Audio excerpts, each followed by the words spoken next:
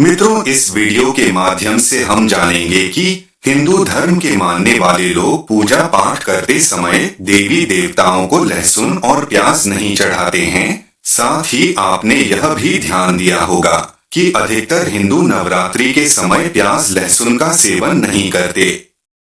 लेकिन मित्रों, क्या आपने कभी सोचा है वह ऐसा क्यों नहीं करते? तो मित्रों, मैं आपको बता दूं, इससे जुड़ी एक कथा का वर्णन हिंदू पुराणों में भी किया गया है, जिसमें यह बताया गया है कि पूजा पाठ या फिर किसी भी व्रत एवं त्योहार में प्याज लहसुन को ना तो चढ़ाया जाना चाहिए, ना ही इन दोनों का खाद्य पदार्थ के रूप में इस्तेमाल करना चाहिए। तो चलिए बिना किसी देरी के प्याज और लहसुन से जुड़ी इस कथा के बारे में बताते हैं। वैसे तो हिंदू धर्म में कई मान्यताएं प्रचलित हैं, जिनका पालन आज भी हिंदू धर्म को मानने वाले अधिकतर लोग करते हैं। लेकिन जब बात प्याज और लहसुन की आती है, तो सभी हिंदू इस मान्यताओं का बड़े ही कड़ाई से पालन करते हैं। पुराण में वर्णित कथा के अनुसार सृष्टि के आरंभ में जब देवताओं और दानवों ने मिलकर समुद्र मंथन किया, तो उसमें से नवरत्न निकले और सबसे अंत में अमृत निकला, जिसे पाने के लिए देवताओं और दानवों में लड़ाई छिड़ गई। तब भगवान विष्णु ने मोहिनी अवतार लेकर देवताओं को अमर बनाने के उद्देश्य से अमृत पिलाने लगे।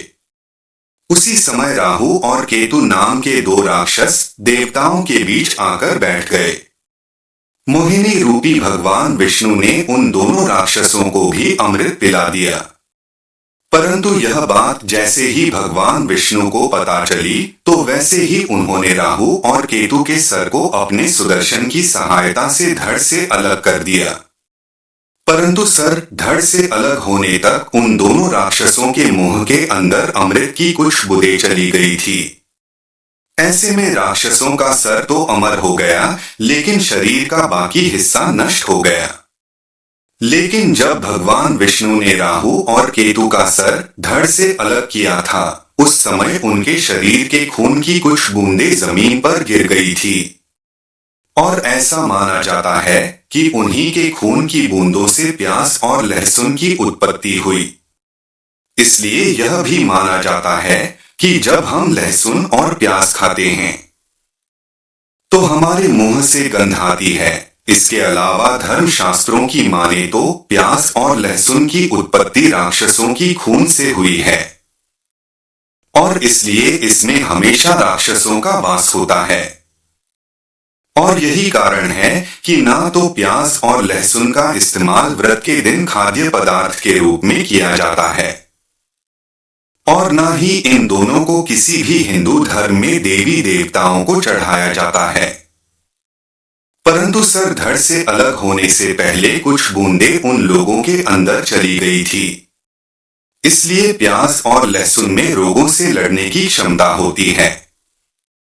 इसके अलावा प्याज और लहसुन के ज्यादा प्रयोग से मनुष्य का मन पूजा अर्चना से भटकता है और दूसरे कार्य में ज्यादा लगने लगता है। यही वजह है कि पूजा पाठ में हम इन दोनों का प्रयोग नहीं करते हैं। साथ ही हिंदू धर्म के शास्त्रों में लहसुन और प्याज का राजसिक और तामसिक माना गया है। ऐसा माना जाता है कि राजसिक और तामसिक गुण के बढ़ने से इंसानों में जुनून और अज्ञानता की वृद्धि होती है। इसके अलावा धर्म ग्रंथों के अनुसार मनुष्य को हमेशा सात्विक भोजन ही ग्रहण करना चाहिए, ताकि उसका मन धर्म कर्म में लगा रहे और वह रोगों से भी दूर रहे। क्योंकि तामसिक भोजन जैसे मांस, मछली, प्याज, लहसुन आदि राक्षसी प्रवृत्ति के भोजन कहलाते हैं। इसके सेवन से अशांति, रोग और चिंताएं जीवन में बिन बुलाए मेहमान की तरह घर में प्रवेश कर जाती हैं। इसलिए पुराणों में लहसुन और प्याज का प्रयोग रसोई में निषेध माना जाता है। और यही कारण है कि हिंदू धर्म को मानने वाले लोग नवरात्र के पवित्र दिनों में इसका सेवन नहीं करते। तो दोस्तों, आज की वीडियो में बस इतना ही। इसी तरह का वीडियो देखने के लिए चैनल को सब्सक्राइब कीजिए, लाइक कीजिए, शेयर कीजिए।